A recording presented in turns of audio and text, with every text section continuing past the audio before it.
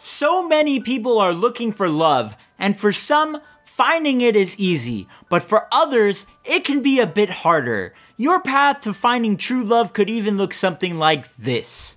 As a kid, you could have been bullied and told that no one would ever love you. And that might have sat in your mind for a couple of years until you got to high school, when all of a sudden, girls started talking to you.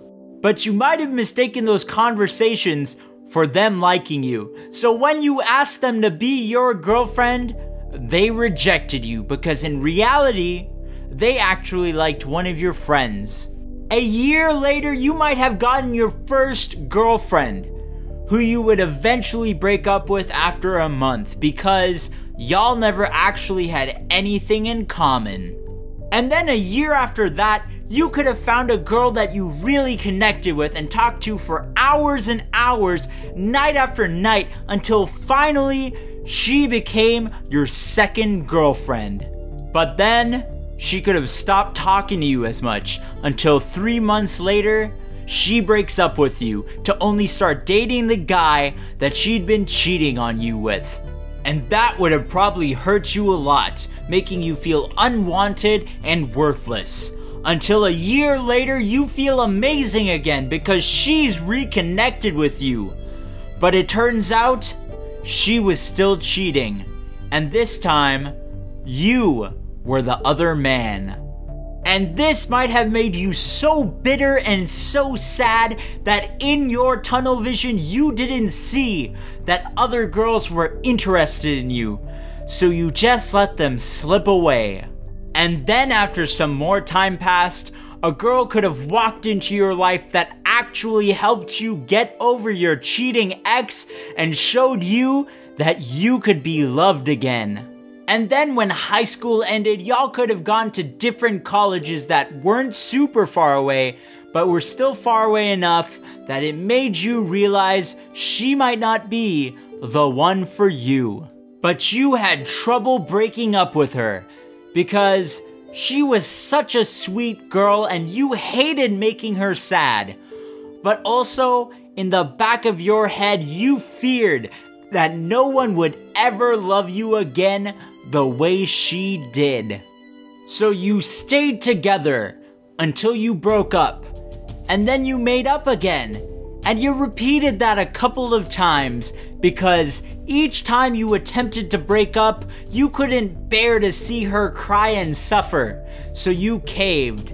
That is, until one day after 5 years of dating, you realized staying together in that unsatisfying relationship wasn't helping either of you, and even though it may hurt her, breaking up was the best thing for both of you.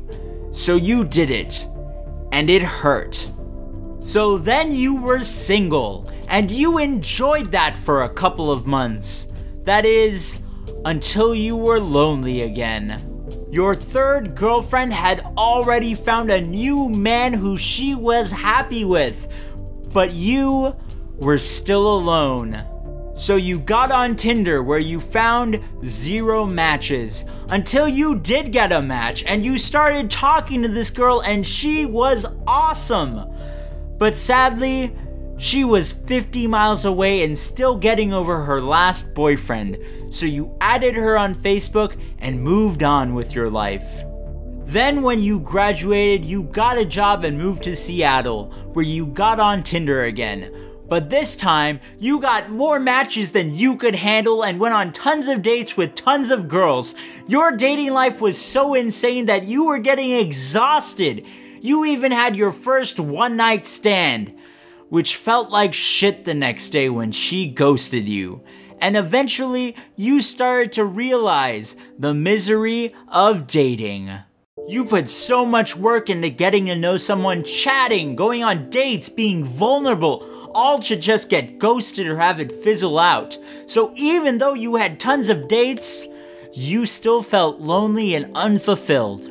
And in your loneliness, you met your fourth girlfriend, who was someone that you might not normally have gone for. But since you were lonely, you ignored all the red flags because she liked you and it just felt like a good idea. Until it didn't, and a month later, y'all broke up. That relationship made you realize that the next girl you're with needs to be someone that not only has things in common with you, but is compatible with you and makes you truly happy. So you continued Tindering for a year with no real luck. Sure, you had some flings and fun times, but it still felt empty. Until one day, the girl who you first matched with on Tinder 3 years ago messages you on Facebook. She was moving to Seattle for med school and didn't know anyone else in the area. So you start talking and you realize she's still amazing and you just had to go on a date with her. So when she got to town, you did exactly that, and right from day one, y'all were inseparable, and even though she had a dorm room, she basically started living with you after date 2, because why not? Her cooking is healthy and yummy, she serenades you with her angelic voice, you play video games together not just because you like them, but because she likes them too. She's a troll and makes fun of the same things that you make fun of, and she even binges prequel memes. She doesn't care that you don't have a quote-unquote real job because you're following your dreams, and that makes her proud. She loves to watch you make your stupid videos, and she even pushes you to keep going when you're discouraged. When she snores at night, it isn't annoying, it's hilarious. And when you come to bed after she's already asleep, she immediately senses you and clings to you like a baby sloth. She's the one that it doesn't feel like work to love. She's the one that improves your life. She's the one that makes you not care about the shitty relationships in the past because they all led you to her. And I could go on forever, but I won't. Because as you can probably tell, viewer, this video isn't for you. It's for someone very close to me. Jaanu, these 3 words could never be enough to show you how much you mean to me, but I love you. And I want to marry you and grow old together and have cute babies with you. But that shouldn't be news to you.